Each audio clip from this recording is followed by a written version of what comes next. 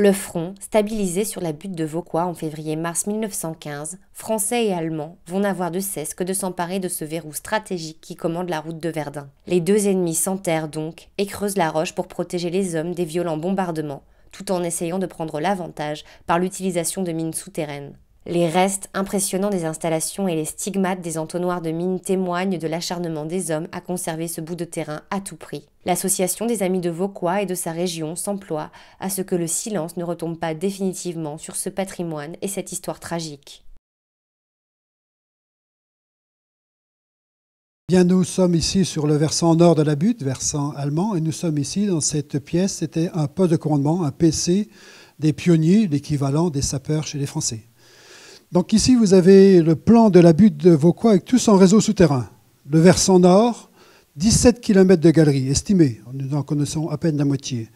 Et versant sud, versant français, avec 5 km de galeries, où nous en connaissons à peine un tiers également.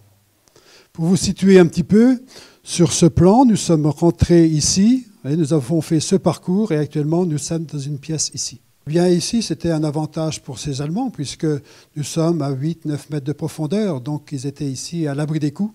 Donc c'était donc très important. En plus, ces Allemands, c'était toujours les mêmes. Ils venaient longtemps, pour 2, 3, parfois 4 semaines. Ils partaient en repos, 15 jours, 3 semaines. Ils revenaient à nouveau 3, 4 semaines. Donc, ils amélioraient en permanence leur commandement, leur casernement, puisqu'ils savaient qu'ils allaient revenir. Alors que chez les Français, rien n'était prévu pour le soldat français. Il venait 5-6 jours. Il ne savait pas s'ils allaient revenir. Dans les récits français, nous avons moi je me débrouille, celui qui vient derrière moi, il se débrouille, pour être poli. Donc, vous voyez la grosse différence. Les Allemands s'installent, le Français ne fait que du provisoire. Dans ce réseau, vous avez un véritable casernement au premier niveau. Au premier niveau, nous trouvons les postes de garde, les postes de commandement, les chambres, les cuisines, les hôpitaux. Il y avait même une chapelle, comme il y avait un aumônier, il faut bien un lieu de culte.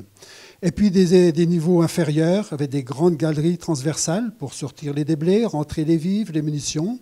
Et à partir de là, on faisait des rameaux de combat, des petites galeries qui allaient sous la ligne de l'adversaire. Arrivaient sous la ligne de l'adversaire, on faisait un fourneau qu'on bourre un explosif. On rebouchait ce fourneau, ce rameau de combat. On mettait le feu avec une mèche à ce fourneau, d'où l'explosion de mines qui s'ensuivait. Bien, le but des Amis de Vauquois, c'est de faire connaître ce qui s'est passé sur ce site. On a donc, dans un premier temps, aménagé un circuit de visite côté allemand. Ensuite, on a fait le même réseau du côté français, pour montrer les grosses différences. Donc ça, c'était donc le premier travail de l'association.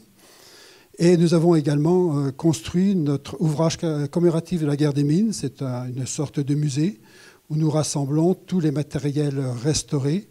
Et tous ces matériels proviennent bien sûr du site de Vauquois. Actuellement, nous allons aménager, continuer d'améliorer l'aménagement de ces réseaux souterrains. Nous n'allons pas l'agrandir, ou très peu. C'est pour donner une petite idée. On ne va pas refaire toute la guerre. 17 km de galerie, c'est impossible. C'est pour donner donc une petite idée à nos visiteurs, à nos pèlerins, ce qui s'est passé, la vie de nos ancêtres sur cette butte de Vauquois.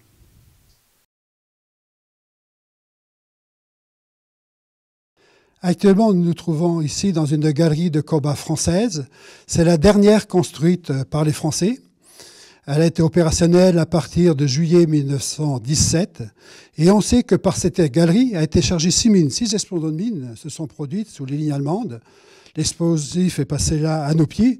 Donc vous imaginez la quantité de travail sur cette butte pour seulement 6 explosions de mines, alors qu'il y en a eu 520 au total durant les 3 années de combat de cette guerre souterraine. Cette butte est un site majeur pour le département de la Meuse. Il faut tout d'abord la considérer comme une nécropole. On estime, nous, que 1000 soldats français et allemands n'ont jamais été retrouvés. Ils sont portés disparus à jamais sur cette butte de Vauquois. Et d'autres personnes estiment également que cette butte, c'est le Lascaux de la guerre 1914-1918. C'est un site sensible, à protéger. Et donc nous y veillons donc, personnellement au niveau de l'association, surtout vis-à-vis des dégradations qui pourraient survenir.